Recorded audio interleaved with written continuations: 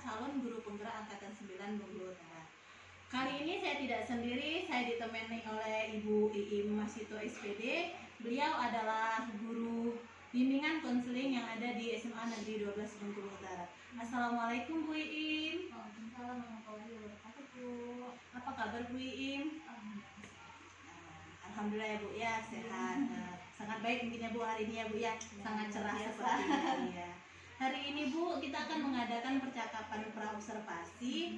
Nanti saya akan mengamati jalannya pembelajaran yang akan Ibu lakukan di dalam kelas. Dan sebelumnya kita melakukan supervisi di dalam kelas. Makanya di dalam kegiatan ini saya akan melakukan praobservasi dengan sedikit pertanyaan yang akan kita persiapkan untuk melakukan supervisi. Adapun tujuannya untuk mengetahui dan mengevaluasi jalannya pembelajaran yang Ibu lakukan. Dan hari ini percakapan kita itu saya awali yang pertama itu berkaitan dengan tujuan pembelajaran yang akan Ibu lakukan. Apa sih tujuan yang ingin Ibu berikan kepada anak didik tersebut? Baik, sebelumnya saya ucapkan terima kasih karena sudah mempercayakan saya ya. Adapun tujuannya dalam proses pembelajaran nanti, yang pertama sekali peserta didik mampu menentukan cara dalam meningkatkan daya ingatnya. Kemudian adapun tujuannya kembali yaitu agar peserta didik mampu membandingkan mengenai bentuk-bentuk ingatan seperti itu. Selain itu juga peserta didik mampu menggunakan cara dalam meningkatkan daya ingat. Itu tujuannya. Nah, bagus ya Bu ya, tujuannya itu untuk meningkatkan daya ingat anak, luar biasa Ibu. Yang kedua Ibu, pertanyaan yang ingin saya tanyakan, area pengembangan apa yang ingin Ibu capai dan yang Ibu lakukan nantinya pada saat kegiatan supervisi? Untuk area pengembangannya sebenarnya sama aja dengan yang sebelumnya gitu ya. Ada pengetahuan dan keterampilan, di mana pengetahuan itu mampu memahami dan menentukan cara dalam meningkatkan daya ingat. Kemudian kalau di keterampilan itu agar mampu menggunakan cara dalam meningkatkan daya ingat seperti itu. Sebenarnya dengan kita mengetahui pengetahuan anak Bu ya nantinya ya, kita di dalam kegiatan nanti bagaimana anak itu bisa mengetahui, bagaimana anak itu bisa menghasilkan sebuah kegiatan, berarti itu masuk ke keterampilan nanti bisa jadi Bu ya. Iya, bagus Bu. Selanjutnya Ibu, yang ketiga itu rancangan pembelajaran apa yang nanti akan Ibu gunakan dengan model pembelajaran, dengan strategi pembelajaran, atau dengan media apa yang biasanya Ibu gunakan nanti? Untuk rencana pembelajarannya sih kita akan menggunakan bagian kelompok ya, di mana bagian kelompok sesuai dengan kemampuan dan keaktifan siswanya.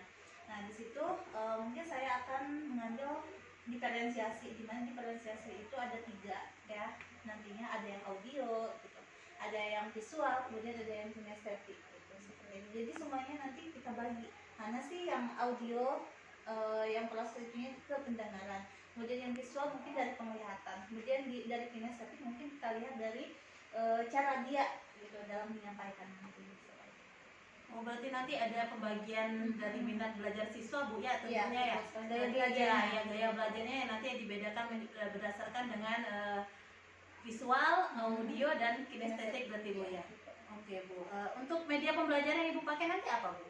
Oke, untuk media pembelajaran yang saya pakai ya seperti proyektor gitu kan, PowerPoint, insya Allah PowerPoint yang akan saya gunakan. Laptop mungkin kan speaker ya, medianya. Sudah media tingkat IT ya Bu ya. Iya. Kira-kira ya. Kira-kira nanti ini kapan Bu pelaksanaan akan Bu lakukan?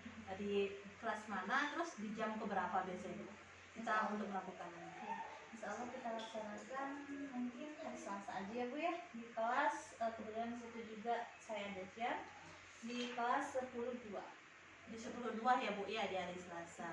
Oke, nanti saya usahakan Bu untuk melakukan, saya akan datang untuk melakukan supervisi di kelas dengan Ibu, dan saya akan mencatat dan melihat kegiatan apa saja yang Ibu lakukan di dalam kegiatan observasi tersebut. Mungkin itu saja Bu untuk percakapan kita pada praobservasi. Terima kasih waktunya. Semoga nanti berjalan dengan baik ya Bu ya.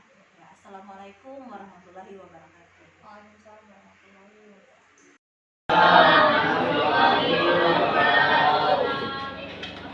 Kegiatan kita mulai, kita berdoa terlebih dahulu ya. Dipimpin sama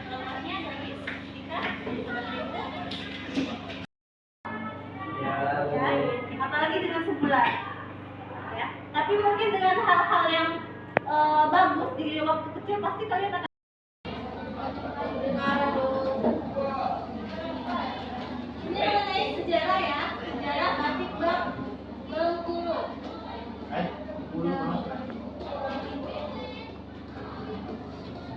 Bulu dan kenapa?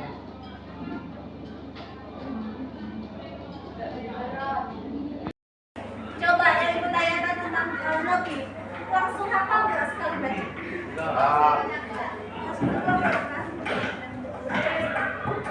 Ya, kemudian yang ketiga apa tadi? Gantian siang atau berinteraksi antara satu dengan lain.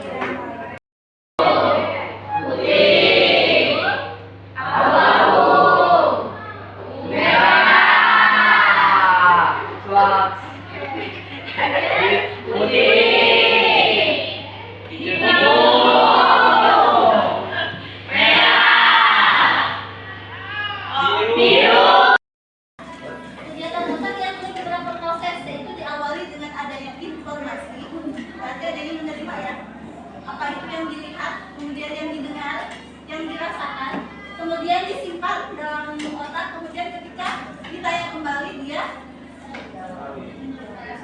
adalah daya ingat lagi. Ya. Hasil diskusi kelompok yaitu tentang sejarah batik Bengkulu. Batik Bengkulu biasanya dikenal dengan sebutan kain beserek. Awal mula batik Bengkulu ialah berasal dari tanah Jawa. Dari kelompok 3 ingin mempresentasikan ya, hasil diskusi kami. Sering ya saya itu motifnya tuh bunga rafflesia sama ada burung.